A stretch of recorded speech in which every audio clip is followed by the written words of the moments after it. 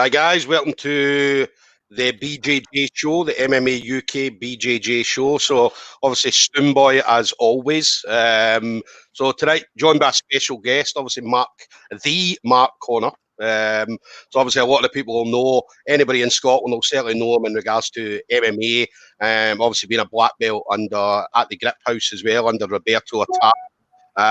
So we're going to find out obviously a bit about Mark's kind of jiu-jitsu journey. Obviously have a chat with him about that. We'll hear stuff as well. Obviously people as well can ask questions throughout the call. And so yeah, it's going to be a good chat, definitely, Mark. So how are you doing, brother? You good? Yeah, I'm good, mate. Yourself? I'm very well, sir. I'm very well. So in regards to the lockdown then, Mark, I mean, it's obviously the topic at the moment. I mean, how's that treating you? It's just shit, isn't it? Shit for everyone. So yeah. Yeah. I mean, I know you were doing. You've been able to get writing about your music, certainly in regards to the lockdown as well. So I know you've brought out a song recently as well. So I mean, how's everything going with that? That's going really well. It's just everything else that's going badly, you know. But, yeah, the music's doing great. When lockdown started at first, I kind of thought, what am I going to do with my time, you know, because I spent so much time at the gym every day and things involved with the gym. Even if I wasn't in the gym, I was doing stuff that was involved with the gym outside. Yeah. And I'd been wanting to get back into playing drums. I hadn't really played drums much really for about 10 years. And so I pulled down my old electric drum kit out of the loft, and that was what I was kind of doing with a couple of hours of my day every day. Yeah. And then I just got. Well, I was already playing guitar and stuff every day, and I thought if I'm playing drums and guitar and stuff, I might as well record some stuff. And I hadn't recorded any music for like 20 years. Yeah. So I started basically writing a song and recorded it, and it was sounding good. And then I started writing another song and recorded that, and I got my daughter involved on vocals. She's already a professional singer anyway, so yeah, she's a musical theatre professional. So got her involved with that.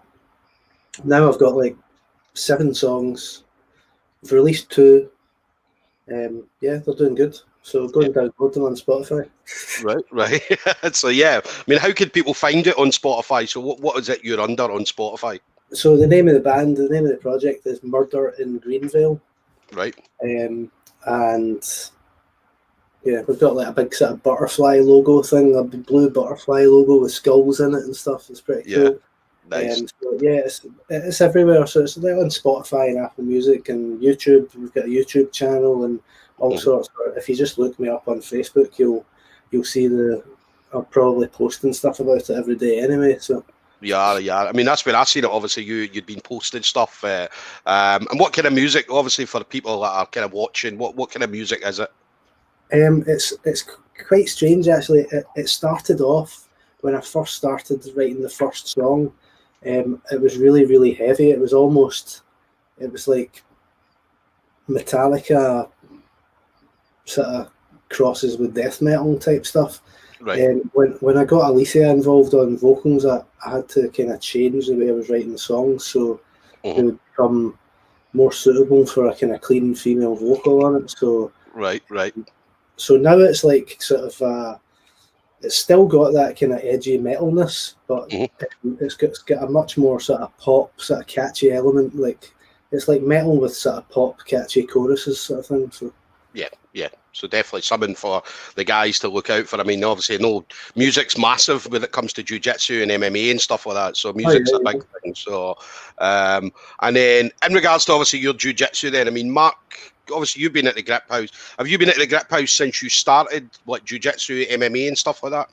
No, not at all. Right. Okay. I started. My entire sort of martial arts background, I guess. I grew up watching like Bruce Lee movies and Jackie Chan movies and all that stuff. I used to work when I was like 18. I worked in Global Video, which doesn't exist anymore, obviously, right? Blast But from the past, that, yeah.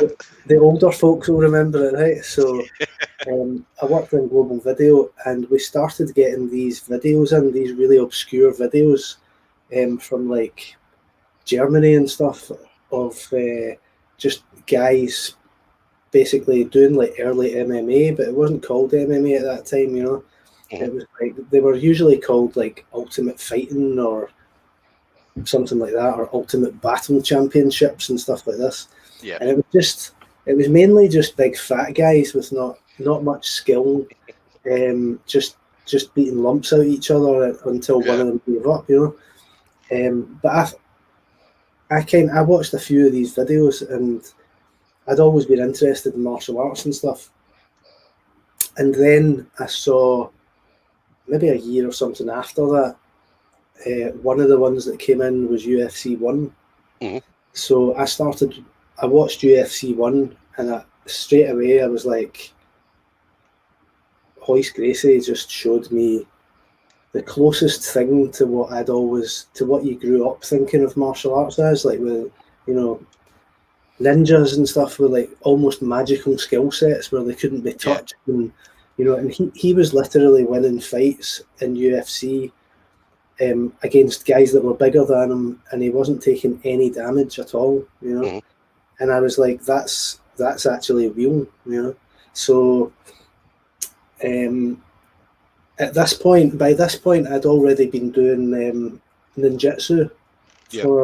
for about 6 months or something, and I'd kind of quit that, and I started thinking, I wonder if I could learn anything like that. I wonder if there's anybody in this country that actually does Brazilian Jiu-Jitsu, you know. Yeah. So I found there was a couple of places in Glasgow, and one of them was the Griphouse. I'm not sure if it was called the Griphouse at that time. Yeah.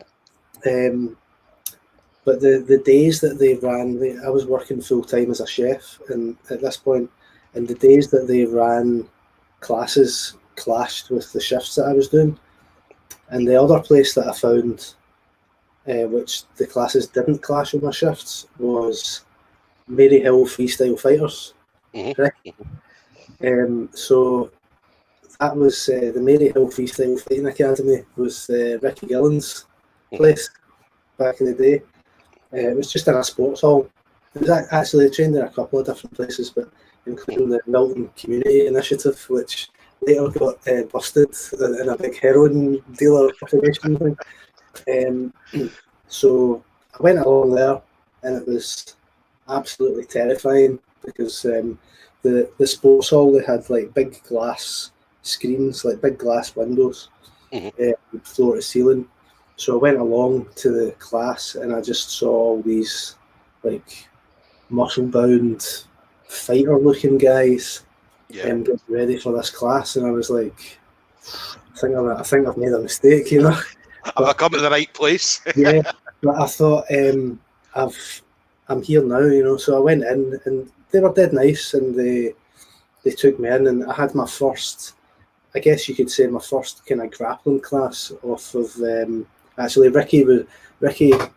I met Ricky when I went in, but he said that somebody just given him tickets to a football game or something, so he left, and it was Dean Caldwell and Jamie McKenzie that took the class. And I remember basically Jamie McKenzie kind of teaching me like a basic armbar or something from guard, and at this point I thought I already knew how to do an armbar from guard. I was wrong, you know. I was quite wrong. So so that's how I got started, and I trained with Ricky for years. I'm not really sure how many years now, but I trained with Ricky for years, and it didn't really take too long. I'd probably been training at Ricky's for a year, something like that. I'm terrible with timelines. Probably about a year, maybe a little bit more or something. And I had like my first amateur MMA fight. Of course, at this point, Ricky wasn't actually doing Brazilian Jiu-Jitsu at all. It was kind of, I think it said Jiu-Jitsu in his advert. Because he was doing the traditional stuff back in the day. Yeah, that was the Japanese jiu-jitsu that he was doing. So there was a lot of guys, when I first started training there, he was still doing Jap Jitsu. And you know, there was guys there in their gis and they were doing katas and doing like weapon stuff and all this kind of stuff at the side, like in one part of the mat, while the rest of us were doing like sort of MMA, you know, and the other side of the mat. The MMA it wasn't really sort of technical MMA training. It was more like sort of tough guy training sort of thing, you know. It was like the kind of MMA training that I would expect people did like in the 90s or something, you know. So that's how that kind of came about, and I trained there for a while, and then I had my first MMA fight, which was absolutely horrific, but I won. And then after I won it, I kind of felt like that was the most horrible experience I've ever had in my life.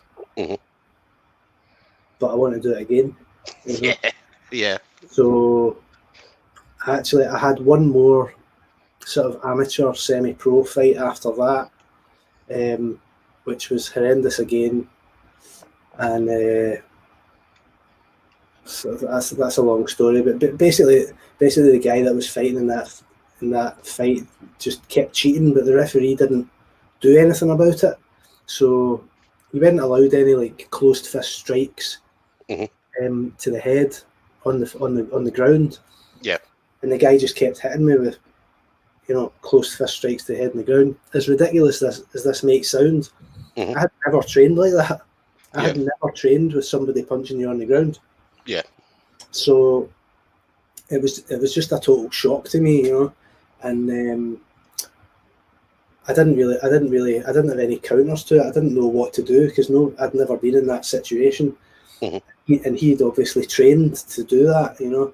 And he had a great corner man at the time as well. Carl Tanswell was cornering him, and all I could hear was Carl telling him how to punch me in the face illegally on the ground.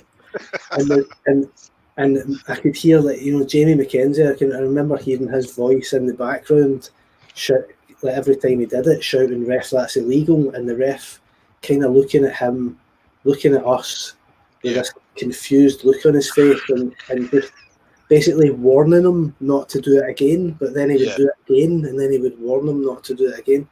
But long story short, I ended up losing that. It was competitive, but I lost it. And after that, I thought, I don't know if I want to do that again, you know. And then I decided that I did want to do it again. And as I'd just fought with head strikes on the floor, I might as well just be pro. So I just went pro straight away.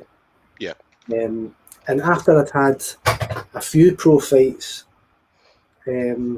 eventually I ended up at the Griphouse, but there was a bit in between that, you know. Before all that, I was training with Marcus before he had lichens and stuff. So I was traveling.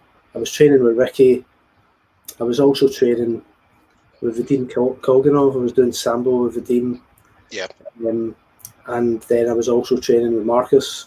I was driving out to like Kilmarnock and Irvine a couple of days a week and training jiu-jitsu with him. That's really when I started actually doing BJJ. I got my blue belt from Marcus. But at that time I was training with Marcus and training at the Griphouse, and I was fighting MMA. It just didn't make sense to be paying sort of 2 lots of memberships and stuff, and so then I ended up just sticking at the Griphouse, you know. And I've been there now. I've been at the Griphouse now for probably 11 years, 12 years or something like that. It's definitely, I mean, Griphouse, I mean, it's always one of these places. I always look highly at the Griphouse because obviously hold you guys in high regard, because when I first started jiu-jitsu, I mean, the Griphouse was and still is probably one of the top gyms in Scotland, probably the UK, in regards to the talent that comes out of the Griphouse, because some of the top fighters in all martial arts that you guys do come from the Griphouse.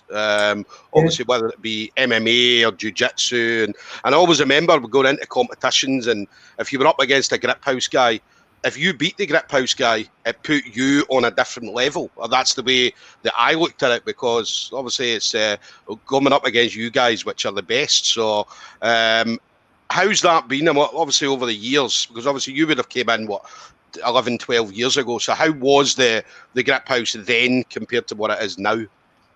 It's very, very different. There's been a huge transformation in the gym. Pretty much you could put that down to just the fact that people have gotten older. So, you know, when I started at the Griphouse, I don't know what age I was, but I guess I was probably late 20s, like maybe 29 or something like that. Yeah. And most of the guys, like Paul and Gary and all that, those guys were all younger than me. So, you know, much better than me, but younger as well. And so when I started there, the coaches there were maybe, you know, on average between sort of 23 and 26 or something, you know. Yeah. These days, these guys are, you know, 30, 35 and stuff, you know, they're like grown-ups. They've got real lives and families and kids and wives and all that stuff. So yeah, it's changed massively. It's changed massively. Definitely. And we've got obviously questions come in. So obviously one of our good friends, Majid Gilani. So Nice pick, Majid. so yeah, no, I never noticed that. So yeah, the Griphouse also top Muay Thai fighters. I mean, that's what I was saying. I mean, whether it's jiu-jitsu or Muay Thai, MMA, or whatever you guys do, I mean, it always seems to be that you guys have the best fighters coming out in whatever martial arts that you're doing. So, an interesting note on that is when I was fighting MMA, I want to say maybe about 7 years ago or something, 2 years in a row, the Griphouse or the Dinky Ninja Fight Team was voted by like a panel of like independent people from all over the UK as being the best MMA gym in the UK. Yeah. And it wasn't really just the best MMA gym in the UK, it was probably the best MMA gym in Europe. Especially if you went like a heavyweight or something. We didn't have a lot of heavier weight guys. But, I mean, we used to get guys literally traveling from, you know, Italy and Spain and, you know, all Sweden, all over Europe, coming to train, coming to do fight camps with us because that was the gym to go to if you were in Europe, you know. So the gym was a big deal back then in MMA, you know. Yeah. I mean, not just back then. I mean, even still now, as I said, I still, for me anyway, and probably a lot of people in Scotland. I mean, a lot of people in Scotland, if they've got into MMA or they've got into jiu-jitsu or Muay Thai or whatever, usually is because they've known someone at the Griphouse or they've heard about the Griphouse. Or, I mean, the big thing is, I mean, when I remember Paul being on like the Ultimate Fighter and stuff like that, which obviously raised the profile for the Griphouse, obviously that good bit more. And then obviously people like Joanne Calderwood and so on coming through as well. So, so yeah, definitely one of the top gyms for me anyway, probably the best gym in Scotland. So, now what about you then? So obviously you've went over there. So what about your jiu-jitsu? I mean, did you then, once you made the transition to the Griphouse, were you predominantly there for everything? So jiu-jitsu, martial arts and stuff like that? Yeah, I was there for everything. So, you know, if you're doing MMA, you're doing everything. So I was training, you know, jiu-jitsu and wrestling and boxing and Muay Thai and MMA separately and strength and conditioning and all sorts. So I was doing everything there. Yeah, I mean, they've got a good setup. I mean, obviously, you've got coaches that do everything in the Griphouse. They'll obviously help with, obviously, the training. They'll help with nutrition. They'll help with, as you said, strength and conditioning, the mental aspect of jiu-jitsu as well. So, I'm not just jiu-jitsu, but martial arts in general. So, I mean, you guys seem to have it all under the one roof. Yeah, absolutely, yeah. definitely. And then, so you went over there when you went to the Griphouse then, so you would have been, you mentioned you got your blue belt from Marcos. So obviously you've then started full time at the Griphouse. So you'd have been a blue belt at that point then, yeah? Yeah, so, well, I'd already started training at the Griphouse when I was still a white belt. Yeah. But then shortly after, I don't know how long after, but shortly after I got my blue belt from Marcus, I kind of stopped going to Marcus's. At that time, it wasn't like I was leaving Marcus and going to another gym, because I'd already been training at both. Yeah. And Marcus was training at the Griphouse as well. So it wasn't like I wasn't seeing Marcus anymore or anything like that. There was no like fallout or anything like that. It was just a simple case of, you know, I need to cut down the amount of money that I'm spending on driving all over Scotland, you know, sort of thing. So definitely. And then, so in regards to, I mean, jiu-jitsu competitions, I mean, what kind of competitions then, in regards to jiu-jitsu, have you done many comps in jiu-jitsu? I've not really done many. I did a few before I started really doing BJJ. Before I put a gi on or anything, I did a few grappling comps back in the day, and I did all right at that. Yeah. And then once I started actually training BJJ in the gi and stuff, I competed, I think, once at white belt and once at blue belt. I won gold at white belt and I won gold at blue belt, and I haven't competed in jiu-jitsu really since then. I got to the point where I was taking MMA so seriously. Why would I take time away from that to do something which I considered at the time kind of lesser, you know? Like I was already really, every time I fought MMA, I was in a jiu-jitsu match and a boxing match and a Muay Thai fight, and you know what I mean. So why sort of take time out of that?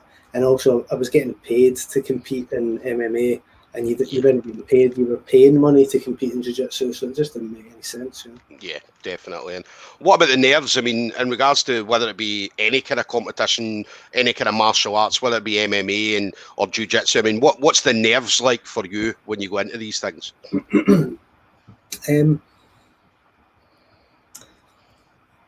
Quite inconsistent, to be honest. I've had MMA fights where I've been so nervous that I could have walked out of the building and gone home, you know. And I've had other MMA fights where I was so relaxed right up until the moment that I walked in the cage that like the corner guys were like worried. They were like, "Mark, you need to wake up, mate. You know, you're going to fight somebody in 10 minutes, you know." And I'm like lying, like basically sleeping, you know. So it's always been really inconsistent with me. Sometimes I wasn't nervous at all, and sometimes I was like really, really nervous. It was nothing to do with who I was fighting or anything like that. It just seemed to be how I dealt with that on the day, you know. Yeah. And then what advice would you give anybody, whether it be an MMA or any kind of martial arts? I mean, what advice would you give somebody that's maybe going into a competition that maybe is worried about nerves and stuff like that? Because I mean, you've seen it obviously over the years. I mean, I see it a lot in jiu-jitsu where guys will be terrified to go into the mat, and then as soon as they go on, they perform brilliantly, and they come off and they're absolutely buzzing. But before they get on the mat, they're absolutely shitting themselves. Do you know what I mean? Yeah, absolutely. I mean, that's a big thing. That's what I always say to fighters, whether I'm just coaching them in a class or if I'm cornering them in a fight or whatever. I always say to them, the nerves that you're feeling right now, they will disappear as soon as the fight starts. Because when you're fighting, you don't have time to be nervous. All of your attention is on the fact that you are in a fight right now. You don't have time to be nervous or scared or anything like that. So it's all kind of meaningless in a way. Like, even though you might feel terrified before you go in there, but the terror is pointless. Like, it doesn't mean anything. And it's also like a good idea to remember that when you're feeling terrified and you look across, you know, sometimes you're sharing a changing room with the other fighter. You look across and you see him, and he looks like, you know, a big angry monster or something waiting to kill you. inside, he's just feeling exactly the same. He's terrified of you, and he thinks you look like a big angry monster. You know. Yeah. So Yeah. it's all just mind games. That's all it is. It's your mind playing games with you. You know. Yeah, definitely. I mean, the one thing I always did with, and again, I've never really been nervous, and the reason I wasn't is because I always had it in my head that whoever it is that I'm standing in front of is no better than the guys I train with in the gym. So let's say if I'm rolling with Marcos or whoever's in the gym, do you know what I mean? There's nobody I'm going to be standing in front of that's going to be able to kick Marcos's ass. Do you know what I mean? So, yeah, that's how I ever. And again, I never really got nervous. Jiu-jitsu, jiu-jitsu is fun at the end of the day. I mean, as I say, you're not really going to get badly injured at jiu-jitsu as opposed to what you would in MMA. Well, yeah, and also, so from my perspective, with what you've just said, when I was fighting MMA, a lot of the time I had Paul in my corner. Yeah. At that time, Paul McVeigh was, basically the best fighter in at least two weight classes in Europe. Yeah, yeah. So that gave me a huge amount of confidence when I was going into fight, because of course I was nervous and everything, but I was also thinking, I train with the best guy in my weight class in Europe. Yeah. There's absolutely nothing anybody else can do to me that he doesn't do to me every day in training. Yeah, definitely. And they're not going to be as good at it as he is. Yeah. So, and I've got him standing there giving me advice throughout the fight and stuff, So I was really lucky that, that's why I went to the Griphouse, was because I went to the Griphouse basically to train with Paul, because I knew that he was that good at MMA, and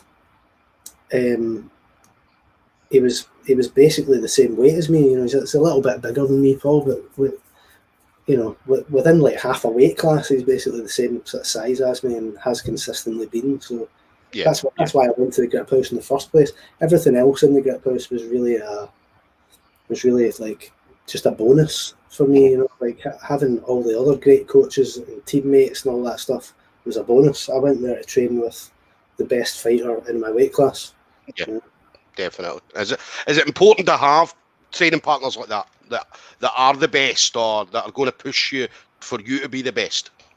I think it absolutely is. Yeah, I think it definitely is. You'll see exceptions to the rule. You'll see guys, or what seems like exceptions to the rule. You'll see guys like maybe Gunnar Nelson, who's, I think he's like quite well known for, being leaps and bounds ahead of everybody else that he trains with and stuff, and yet he still manages to operate as a kind of elite level athlete.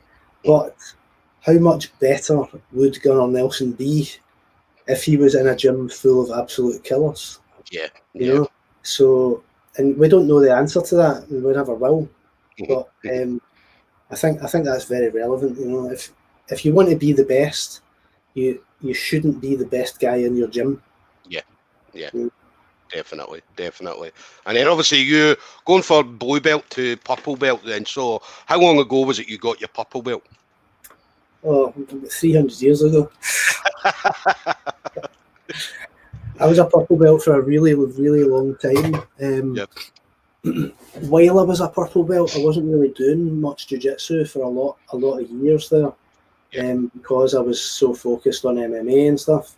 So I spent I probably spent a good couple of years, maybe even 3 years or something, where I didn't really wear the gi very often at all.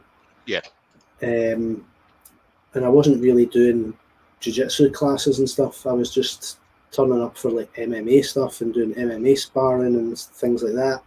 And because I was quite good at jiu-jitsu, I was kind of getting away with that, but I was a purple belt for probably 5.5 years or something, Right. So it was quite a long time there. I'd actually gotten to the point where when I did get my brown belt, that was like a big shock to me, because I felt quite bad about it. I felt like I haven't worked for this. I don't deserve this. I felt like when I got my brown belt, like I'm a shit brown belt. And I remember actually saying to James Doolan on the same day that I got my brown. But I think he got his black belt on the same day I got my brown. And I said to him, I'm going to need to start training jiu-jitsu now. You know? And he kind of laughed at it, but I was serious, you know. I was like, I'm going to need to start training jiu-jitsu. They just gave me a brown belt, and I don't train jiu-jitsu, you know. So, but yeah. So I mean, I always say to people every time they get a belt, because whenever anybody gets a belt, they always feel like. There's exceptions to a lot of people, but a lot of people feel like, well, I don't deserve this, or do you know what I mean? I shouldn't be that level. I maybe should have waited 6 months or a year or whatever. Do you know what I mean? But I mean, when you get a belt, I mean, especially at the Griphouse, I mean, obviously I know how you guys are, obviously, in regards to grading and stuff like that. I mean, when you get your belt, you deserve it. Do you know what I mean? So, absolutely. I think for me, you know, it's not that I don't respect the decision of the coaches to give me that.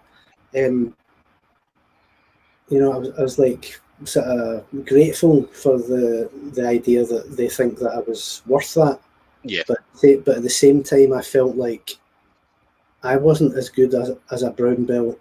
I wasn't as good a brown belt as I would want to be when I got my brown belt. You know. Yeah. So, but all I did was just start training lots of jiu-jitsu, you know, and then it wasn't too long before I felt like, yeah, I do deserve this, you know. Yeah, definitely. And what do you prefer now then? Because obviously coming from an MMA background, obviously you would have loved Nogi stuff. So what do you prefer now? Are you prefer still Nogi, or are you more kind of leaning towards being a gi person now? I think in my experience, you prefer what you're better at. Mm-hmm. So, and what you're better at is probably what you do more of. Yeah. So since I got my brown belt, I started doing a lot of gi. Mm-hmm. And I got better at doing gi, or I felt like I was better at doing gi. Mm-hmm. So I like gi better. Yeah. Then I got to the stage where I felt like when I did do little bits of no-gi, I felt like I'm not good at this. Mm-hmm. And that pissed me off. So then I started training some more no-gi. Yeah. But no-gi these days is like a different sport. I mean, there's not even the same sport. You know, no-gi these days is basically just a leg lock game. That's the way I look at it. And you know, modern no-gi. When I did no-gi back in the day, I was doing jiu-jitsu but not wearing the gi. Yeah. But these days, it's not the same sport.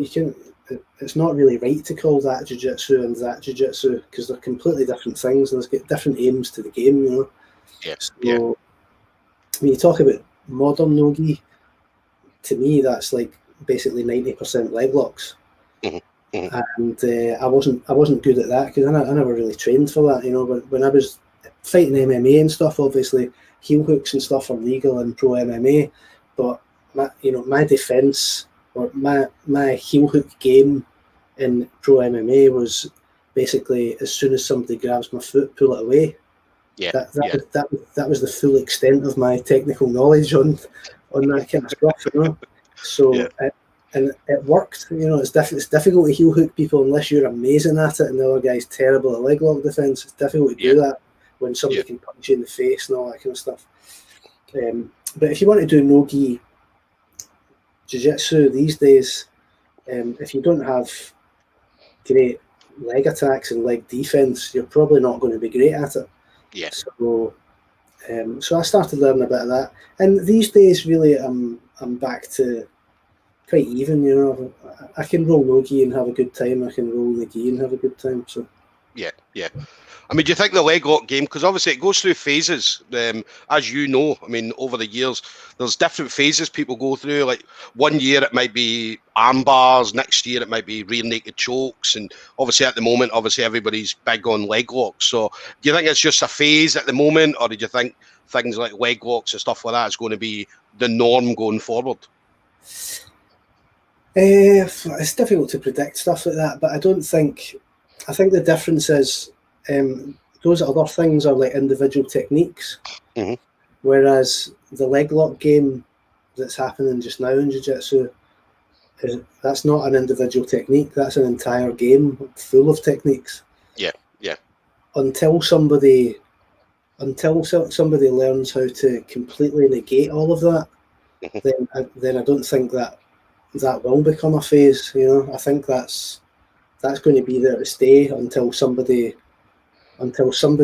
comes along and says, literally leg locks don't work on me. Yeah. Then people will start learning what he's doing, because that beats leg locks. Yeah. But I honestly don't really see that happening anytime soon. Yeah.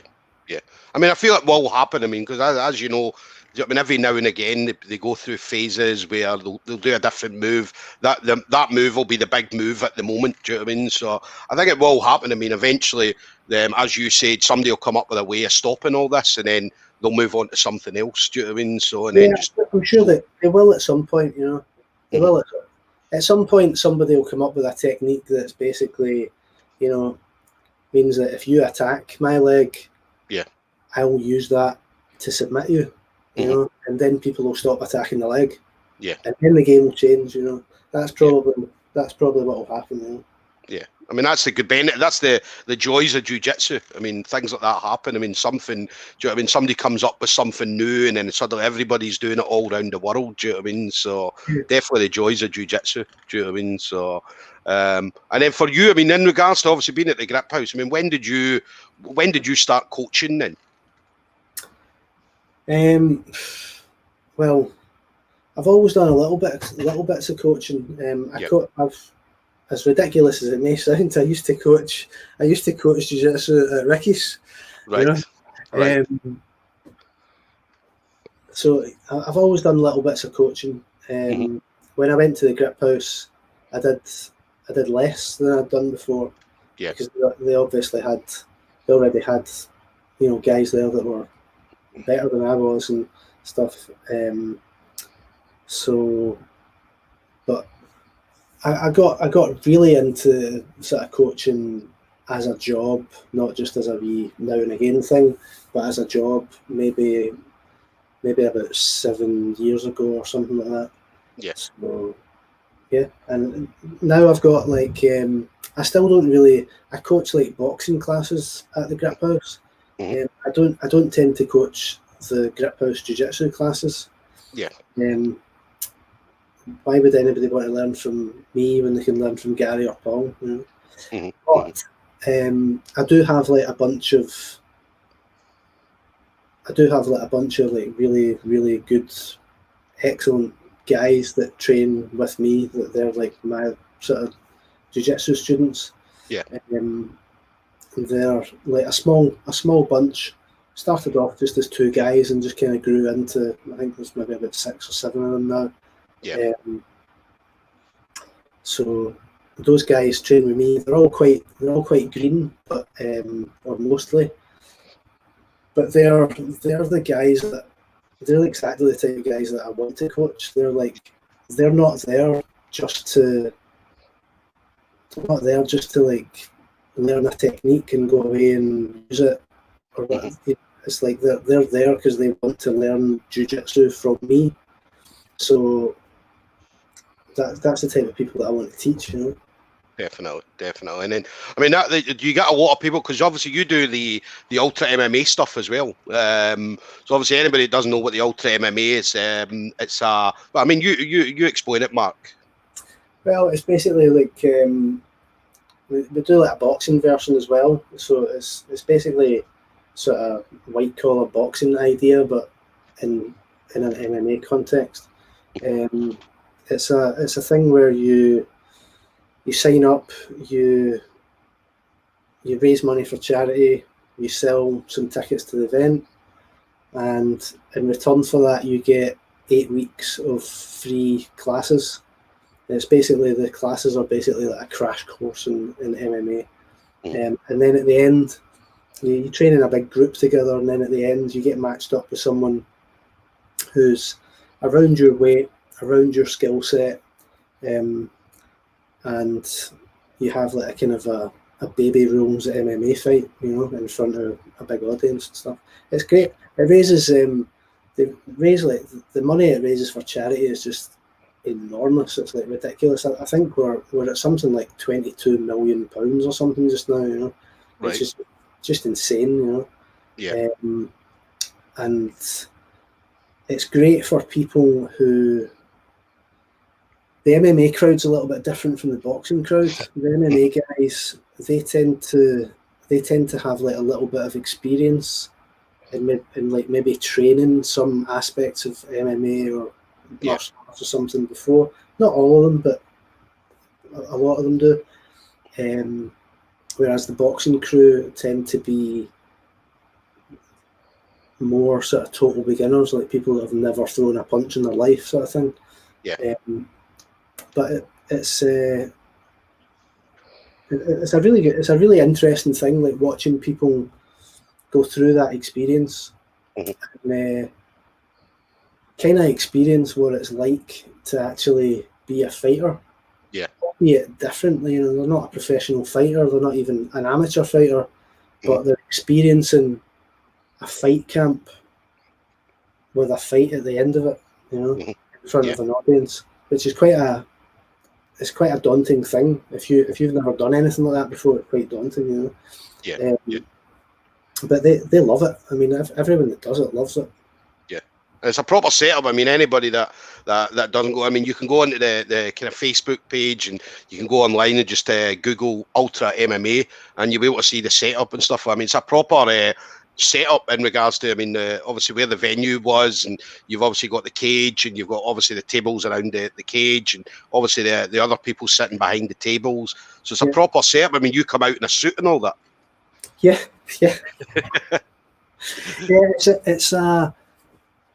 It's great, really. To be honest, when they first told me that they were going to do it, I was like, you know, I was like, this is a terrible idea, you know.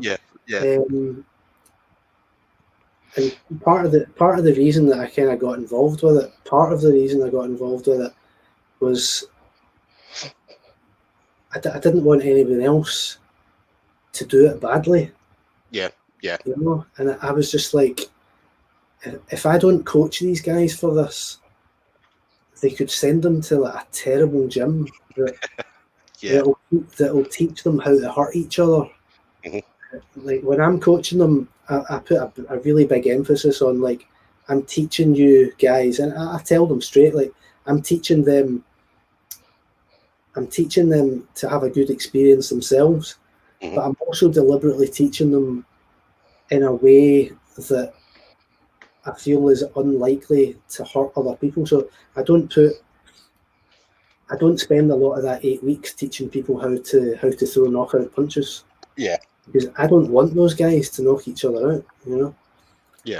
I spend like the vast majority of that 8 weeks teaching people how to grapple, how to defend positions, how to shoot takedowns if you're losing the striking and stuff like that. Yeah. And it's really all geared towards safety, you know, because at the end of the day, these guys are signing up to raise money for a good cause and to have a good experience. Yeah. It's got nothing to do with having a big ego and showing a belt off to your mates or something like that. It's not that. That's not in that, you know. Yeah. So yeah, but it's a really good thing to see guys get the opportunity to do something like that. Yeah. Who, if Ultra MMA or something like that didn't exist there, those people would never have an MMA fight. I mean, they would just never do it. Yeah. Some of the guys you see, some of the guys that sign up, or you know, they could be like fit and healthy, but a 50-year-old that doesn't really have much combat sport experience or something like that. That guy's never going to have that experience. Yeah. Why shouldn't he? You know, why shouldn't he be allowed to have that experience? So definitely. So there's a lot of good. There's a lot of good in it. You know? I mean, I know I signed up for it, but I had to pull out. But I mean, obviously, when the next one comes up, obviously, when we get into this lockdown stuff, I mean, I'm definitely up for it. I mean, the MMA was always something that I wanted to do when I was younger. So I'm 43. So I would remember watching UFC 1 and buzzing, thinking, I want to do this as well. But then by the time I come into like jiu-jitsu and all that, I was 36 years old. So obviously for me, my time had passed. Do you know what I mean? So I never really got the chance. So it's a perfect, you know, you're a perfect example of that kind of thing, because realistically speaking, if there wasn't something like Ultra MMA for you to sign up for, it's extremely likely that you would go through your entire life never knowing what it was like to have an MMA fight, which would be a shame. Why not have that experience? Why not experience everything you can in life? Yeah, definitely. And then obviously the way you guys set it up, the 8 weeks training, it's in the Griphouse. So obviously you guys set the full 8 weeks up in the Griphouse. Yeah. And what how many times a week do the guys train then? So what do they get for the 8 weeks? For the MMA, they get like 3 sessions a week. So they get like 2 sessions during the week and then 1 at the weekend, sort of thing. Yeah. So yeah, it's pretty decent, Yeah. And I know you were offering as well for guys who were maybe want to get a few extra bits of training as well. So you were offering whether it be going over jiu-jitsu stuff or anything else, and setting up things, doing private sessions and stuff like that with anybody that was wanting to do it. Yeah, so I run when I'm doing the coaching for that. I'll also run like a grappling class. On the side of that, so it's like an extra grappling class. So if they do that, that's 4 sessions a week for them. And obviously there's like personal training available as well, and they've got access to all the classes in the Griphouse. So you get some guys will start training for that, and they'll be in the Griphouse, 7 days a week, 6-7 days a week, for like 3 hours a day and stuff for that stuff. And do you ever see anybody taking it up as a profession after it? So anybody because obviously you do the Ultra MMA, it gives you a taste of what an MMA kind of situation's like, or what an MMA fight's going to be like. So do you ever get guys who kind of bite the bullet and then go for it straight after it? Yeah, I have seen people do that. It hasn't been running long enough for people to go straight from that into fighting pro MMA or anything like that. I have seen some guys make some really poor choices and have like an Ultra MMA fight or something, and then just go and take a fight on an MMA show. Yeah. Obviously, as you can imagine, that usually doesn't work out very well. No, that's only happened a couple of times, and I tell everybody when they come in, like, do not do that. If you do that, you are an idiot. Most of them don't do that. Most of them realise that would be stupid. But some of the guys who train jiu-jitsu with me now and stuff, and other stuff, not just jiu-jitsu, some of those guys I met through doing Ultra MMA, and now they're training properly as a kind of lifestyle martial artist. Definitely. So it's a great thing. I mean, it's a great cause as well, cancer research. So obviously they were raising a lot of money. As I said, definitely a proper setup. So anybody that's interested in that, I mean, get yourself onto the Facebook page, or as I say, Google Ultra MMA, and you'll be able to see obviously the details. And if you want to get involved, obviously you're quite big on. There's a group page where obviously the guys go, and the group page was hilarious because the banter that goes back and forward on the group page is it's to be expected. It's to be expected, but it's quite funny. And I know you stepped in a few times like that. Listen, guys, calm down, take it easy. Do you know what I mean? Remember, it's for charity. There's some characters on there, There's some guys who. There's some guys who kind of take the Conor McGregor era into that group, and you're like, calm down. You've been training for about 5 minutes, Yeah. There's some funny characters in there. Yeah, definitely. It was a good laugh. Good guys, They're mostly good guys. Yeah. I don't have a high tolerance for people that aren't good guys. Yeah. So it's not uncommon for me to. If somebody's in a class and they're not being a good guy, I'll just take them aside and say, if you don't quit that, then you're leaving. Yeah.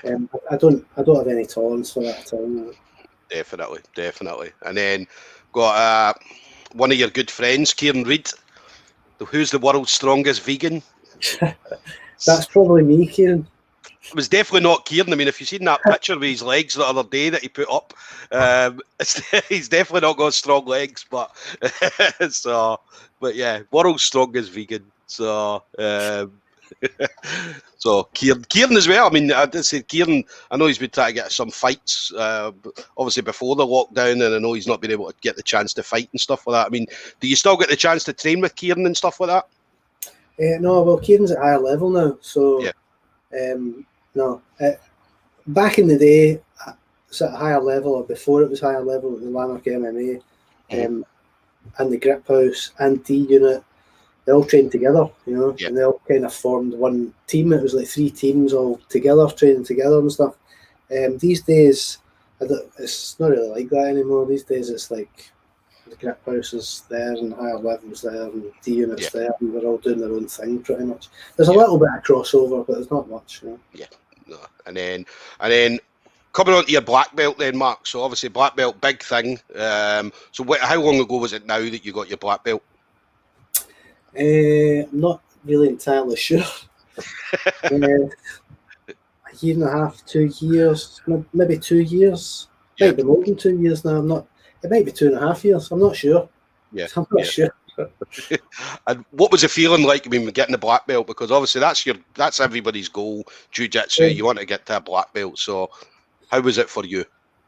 That meant a lot to me because I heard I think Gary say something like this once before, and it was the same for me when I started doing jiu-jitsu. I kind of felt like black belt for somebody in Scotland or in the UK or anything like that was basically an unachievable goal. You know, and I didn't. When I started training jiu-jitsu, I think there was literally like maybe 2 black belts in the whole of Scotland, something like that. Yeah. It seemed like a completely unattainable goal, really. But at the same time, I kind of knew that if I just keep doing this for, you know, the next 40 years or something, eventually I'm going to get good enough to get to that level, you know. So to actually get there, to actually have that kind of level recognised by like people you respect and stuff, that was massive to me. It's absolutely massive. You hear a lot of people say stuff like belts don't matter and stuff. Absolute bullshit. Belts matter a lot because it's not the belt that matters. The belt is a symbol of people who are better than you recognising that you're that good. And how could that not mean anything to you? So it was absolutely massive to me, you know, absolutely massive. Definitely. And then one of my old training partners, Jack Williamson, saying Mark was training peasants to fight each other back in the Victorian days. He's saying that you're ancient, Mark. I can't argue with any of that. But no, Jack as well. I mean, I remember I trained with Jack at GB, and I mean, since he's came to the Griphouse, I mean, his game is just took off. I mean, anytime I've watched him at things like SGIs and competitions and stuff like that, I mean, he attacks more. He used to be Jack was good because he used to do all the kind of bearing bows, inverted, and all that kind of stuff. And then whenever you rolled with Jack, he would just be all over the place. But he was controlled with it. But he didn't really attack much when it come to like competitions. But then ever since he came to the Griphouse, I mean, his attacking game is unbelievable. Jack's an absolute savage. You know, he's very, very good, and people probably don't realise how good he is outside of the Griphouse or outside like people that don't actually train with him, because I don't think he's done as well in competition as he can do. I mean, Jack will probably tell you. I mean, he went on a losing streak when he was at GB. He went on, I think it was like something like 0 for 16 or 0 for 13 fights that he hadn't won, jiu-jitsu fights. And then obviously I remember him coming to the Griphouse and won his first fight after a number of years. I think it was like 4 years, maybe 3-4 years. He hadn't won a fight, but he'd done a lot of competitions. And I always remember him winning that first fight when he came to you guys, and just being over the moon. And we were all so happy for him, because obviously I'd been there for most of the fights. I'd seen him losing, and you'd seen him kind of being down and stuff like that, but he just kept going and kept going and going. And then obviously when he came over to you guys, just a completely different person. Yeah, he's a great guy, Jack. He's a really nice guy. Yeah. And he's got like absolutely superb jiu-jitsu as well. Yeah. He's got a style of jiu-jitsu that's like incredibly exciting to watch. Yeah. It's like very, very athletic, and he does like absolutely crazy stuff. He takes like crazy risks, you know. Yeah. I guess maybe what he needed to do to kind of turn that sort of losing streak around or whatever was to mix a bit of the crazy with a bit more controlled, you know. Yeah. But I think he's doing that now, you know. Definitely. He's an absolute nightmare to roll with, you know. Yeah, I used to love. I mean, Jack. I remember when I first started jiu-jitsu, I think I went like 6 or 7 comps where I'd won gold at every one of them. And I remember Jack pulling me aside and said, "Stuart, you'll need to lose at some point, right? And the reason that you need to lose is because if you don't lose, how do you know how to improve? Do you know what I mean? Because you'll end up doing the same thing all the time." So you used to always be there giving you advice and stuff like that, and it was always great advice. I mean, Jack was always there. Anytime I was kind of in a jiu-jitsu competition and Jack was there, he was in my corner and always there kind of supporting and stuff like that, shouting tips and stuff. So great person to have in my corner, do you know what I mean? So yeah, he's definitely, I mean, he's very, very good at jiu-jitsu, Jack, you know. He's any night you're in the Griphouse, obviously not these days because we're not in the Griphouse, but any night in normal times where you're in the grip, he's always one of the rounds that you look at and you look across the mat and you're like, am I ready for that round just now? Yeah. You know? So Definitely. He's one of those guys, you know. Yeah, I mean there was a few of them. I mean Jack, Graham McQuiston, obviously now with you guys as well. So absolutely brilliant guy. To this day, I still call him coach because he was my coach. He was the guy that I always looked up to. He kind of taught me everything I needed to know before I went to Marcus's. And so obviously him as well, obviously coming to the Griphouse, game changed as well. Mike Coya, who obviously went to Perth, I think he's retired now. So we don't really see Mike much. And a few other guys, I mean, they were part of the same bubble. I think it was like 3 or 4 of them. And they always just trained all together. And they were all doing it inverted and bearing bolos and doing all crazy shit. Jack was flying arm bars and stuff like that. So yeah, I mean, a great bunch of guys. There's Jack coming in as well saying, it isn't about my flamboyant, graceful losing. Ask Mark about his favourite submission sequence, please. My favourite submission sequence? I don't know if I have one. Do I? Is he talking about some? Are you talking about something in particular? So favourite submission sequence. So yeah, I don't know. I don't know if he's maybe got something in mind, Jack. I'm not sure. And then who else? We've got Neil Duffy, my mortal enemy. So again, I don't know if he's talking about you or if he's talking about Jack. About me, yeah, no, he's talking about me. Every time I come in the gym, Neil Badger, as we call him, is somewhere on the mat, and I can identify where he is because he goes boo. so yeah, you're his mortal enemy. So I have good roles with Badger. And then Clara Bell, she says she loves, I don't know who she's talking about, whether it's my voice or your voice, but she loves somebody's voice. So it must be mine, surely. And then Jack saying, nah, just your go-to subs. So what's your go-to submission? I go-to submission. That's a really, really difficult question to answer, actually. I kind of I structure my jiu-jitsu around trying to react to situations I'm given. as opposed to trying to force a position. Yeah. So I don't really have. I can go in and roll like 10 rounds in a night, and I could land a sub in every round, and it maybe be a different sub in every single round because I don't do the same thing in every round. Yeah. But I guess some of the submissions that I'm best at are probably going to be like just straight arm locks and stuff like that from different positions. I like to get like maybe to like kind of high mount and take straight arm locks from there, or sort of lapel chokes from like mount positions, transitioning off to the side and stuff like that. Yeah. But yeah, I don't really. I don't know. It's been so long. I know. I mean, maybe we'll have forgotten. I mean, I'd say black belts will be purple belts when they go back. Purple belts will be white belts. So, yeah, I mean, it's going to be.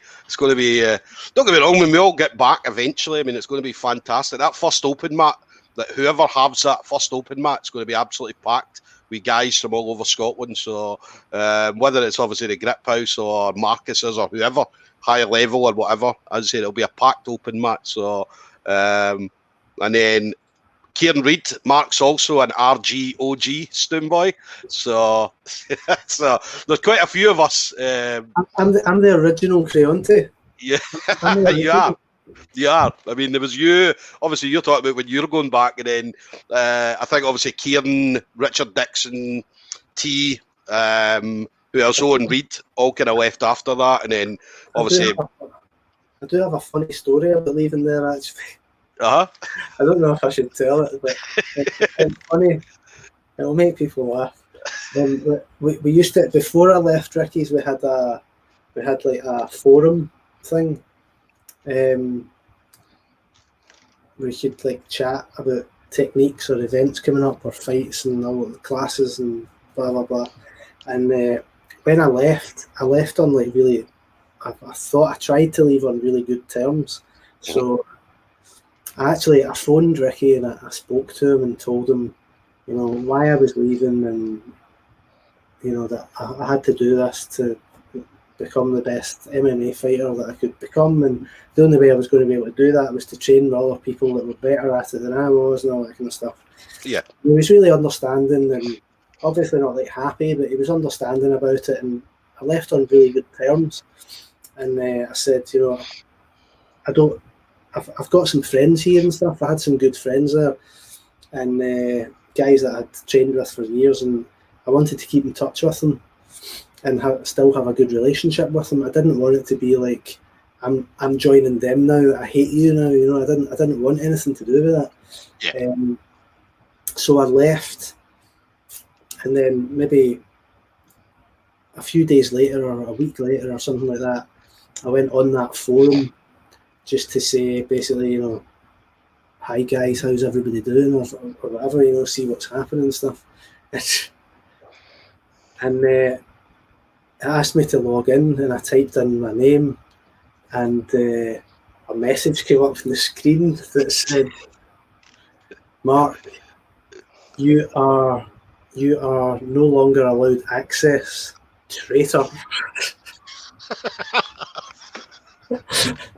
And I was just like, is this actually happening? Is this a joke? Yeah. But somebody's actually put that message up there just for me. Oh no! In case I tried to log in. So whoever the admin was, I don't know who it was. If it was Ricky or it was somebody else or whatever, I've got no idea. But whoever the guy that ran that page was, the sort of IT guy on it, had put that message up there just in case I tried to log into that group again, you know. Yeah. It's crazy. I just remembered that just now, you know. Yeah. There's Gordon McCarry, Mark the Creonte. So, and then Gordon McCarry, amazing how many stories ring similar. The annual RG Purge. This is going to become an anti-GB podcast now. Oh no! Well, I tell you, no. Do you know what? Right, I always say, like my time at GB, like when I first started at GB, I started as a complete novice. I didn't know anything. I'd obviously watched it, jiu-jitsu, I'd watched MMA and stuff like that for years. So when I went in, I learned the basics, right? I learned what I needed to learn. So when I did eventually leave and went to Marcus's, it was just that progress. Same as what you're talking about there. I mean, you got to a level, and then for you to progress further, you had to move on and go somewhere else. So as I say, for me, I mean, I was fortunate at that point. I had good coaches. I had like Graham McQuiston and Mike Coya. Obviously, mentioned Jack, and a lot of really good training partners at that point. I came in after Kieran and Owen and all that had left, right? So obviously I heard the stories about when they left and things like that. Do you know what I mean? So, so yeah, I mean, for me, my time at GB was good. I mean, the things I got to do in jiu-jitsu, do you know what I mean, the competitions that I won, the places I went, the training and stuff that I was able to do, do you know what I mean, was all thankful because I'd got into jiu-jitsu at that time and I was with GB. Do you know what I mean? So obviously I left in a hail of madness as well, but as I said, it's my time jiu-jitsu. If I think about my jiu-jitsu time, my jiu-jitsu was great. Do you know what I mean? I enjoyed the jiu-jitsu. You know, there's a lot of people say a lot of bad things about GB and stuff, right? But you can't argue with one thing. Like, I'm talking just GB Glasgow. Well, not just GB Glasgow. A lot of people say bad stuff about GB all over, don't they? But especially about GB Glasgow. But a lot of the guys that have came out of GB and came to the Griphouse and stuff were absolutely fantastic at jiu-jitsu. Yeah. Ian Reid, Jack, Graham, Owen. I've only rolled with like Mike Coya once or something, or twice maybe. And he's great.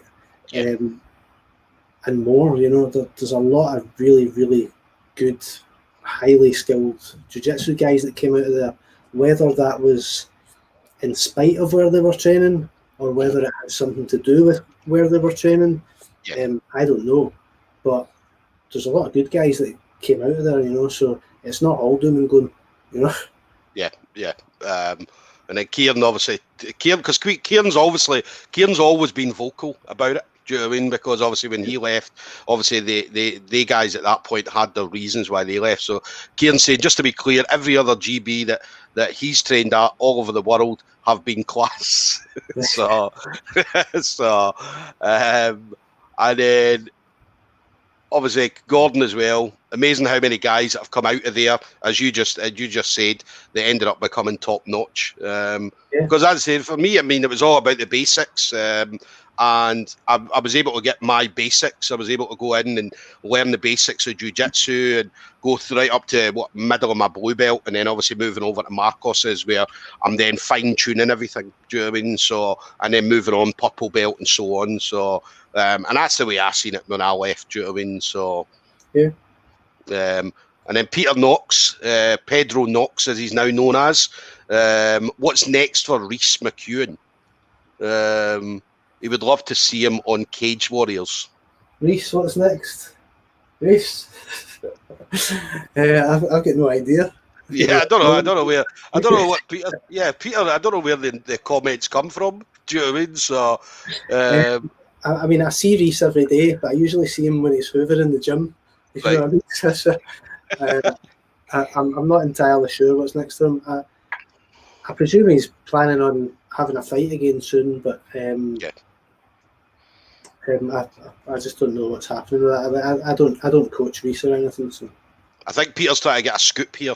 Do you know what I mean? So he can put it on MMA UK News. Do you know what I mean? So trying to get it from the wrong person. Unless he's wanting a story. The only story I can give you about Rhys is that he's not good at throwing axes. Yeah, I saw that. I mean, I saw the axes. I mean, you had the video up the other day. You threw a couple of axes and got them absolutely spot on. So, what is that a new thing that you've got at the Griphouse? It's just one of Guy's things. Guy's into like medieval weaponry and stuff. So, you know, he was like, "Hey, have a shot in the axes." So I had a shot and I did quite well at it, and I caught it on film, so it was good. Yeah. And then Louise Murray. I still use the butterfly half sweep that Mark taught her during rolling once. That's marvellous. Thank you, Louise. I like butterfly guard. I've always been quite good at butterfly guard, and that's something. That's one of the first things I actually learned in jiu-jitsu, and I just kept doing it and kept getting better and better and better at it and getting more and more variations of it and stuff. So when I do teach people bits of jiu-jitsu, I tend to teach them a lot of butterfly guard stuff, you know. So it's great to see people. It's great to see stuff like that. I mean, to teach somebody something that I'm good at and see them get good at it and use it successfully when they're rolling or competing and stuff is great, and that's what you want as a coach, isn't it? Definitely. And Peter's coming in, so he just wanted your opinion on what he thinks should be next. As obviously you know him quite well. I know he doesn't train him, Dean does. So yeah, what's your opinion? What do you think Reece should do next? Well, what he should probably do is have some more fights and gain some more experience. I think he's had 2 pro fights now. I think they both ended quite quickly, I think, maybe. So, or maybe it's just one. I'm not actually sure. But his pro experience has been quite brief so far. He's got a massive amount of amateur experience, but quite limited pro. So, you know, if anyone was asking for my advice on that, I would say get some more pro experience and just rack up as much cage time as you can with the difference in the rules and stuff. And you know, Reece is a very talented athlete. You know, he's very committed as well, so he's very focused and stuff. I mean, the sky's the limit for somebody like that. And he's obviously trains. Like his sort of MMA journey has been guided by Ian Gilmartin and Dean Riley together. So he's got like sort of 2 head coaches there. And both of those guys are very experienced and good at what they do. So nice one. So yeah, definitely look forward to seeing what Reece is going to do next. So we'll definitely see. He's also a really, really nice guy, Reece, which is a big deal. You know, because it's all very well being good at fighting and stuff, but if you're good at fighting and you're a nice person, that means a hell of a lot more than just being good at fighting. You know? Yeah. There's a lot of guys out there that are good at fighting, but are not nice people. You know? Yeah, definitely. And then, what's next for you then? So obviously, once this lockdown's over, I mean, what's your plans future-wise? A mixture of coaching and being a rock star, pretty much what I'm aiming for at the moment. You know, I can't wait to get back and be coaching my guys. Again, I've got loads of stuff that I want to show them, and I'm still seeing the guys in sort of a boxing setting and stuff like that, or a striking setting. But I can't wait to get back and sort of start turning them all into killers again, grappling wise, you know. Definitely. And getting back to coaching in general, and obviously I've still been coaching sort of PTing and stuff, and boxing classes and things like that. But getting back to a full schedule of coaching, I'm really looking forward to it, and just continuing with the music and stuff, and getting back to rolling myself. I've been really lucky that, you know, Tina does jiu-jitsu as well. She lives with me, doing jiu-jitsu together all the time and stuff. So, but at the same time, my jiu-jitsu over the you know, since March has consisted of rolling with a 50-kilo girl. You know, so it's going to be an interesting experience going back in and rolling with 90-kilo guys. You know, but yeah, I can't wait to get back to that. You know, and just get a bit of normality and see everybody again, you know. Definitely. I mean, that's the main thing. I mean, it's a lot of people when they come into jiu-jitsu, you get that kind of. They always talk about family, but I mean, it is. I mean, you roll with these guys 3, 4, 5 times a week or whatever, and you're obviously on group pages and you're slagging each other off on group pages, and so yeah, I mean, it's definitely, I'd say, not seeing the guys or the girls at the gym, man, is a horrible thing over the last 8 months. So I know yeah, I mean, we were on playing PlayStation. We ended up going on Call of Duty, and the same as what we do in class. We go in and we talk shit to each other, like, I'm going to do this, I'm going to do that, and then we started playing Call of Duty, and we were doing the same thing on that. Like, I'm going to shoot you, I'm going to do this, I'm going to do that. Do you know what I mean? So it just turned out an absolute fucking. You had 16 guys in a group chat, all just shouting at each other. Do you know what I mean? So it never worked at all. Never worked. Well, that sounds like a typical conversation I'll have with teammates in the grip. I'm going to shoot you and stuff like that, you know. No, but definitely going to get back. Fingers crossed. I mean, it's not going to be too much longer. I mean, obviously they've got this until the 11th of December, so we'll see what happens with that. But yeah, fingers crossed. As I said, it's not going to be too much longer. And then last thing for you then, I mean, it's been a long journey for you so far. Obviously there's a lot more years to come. But anybody you want to kind of thank for where you're at the moment, anybody that's helped you along the way? I mean, jiu-jitsu wise and MMA wise and everything, honestly, just thank every person I've ever trained with who's not a dick, you know.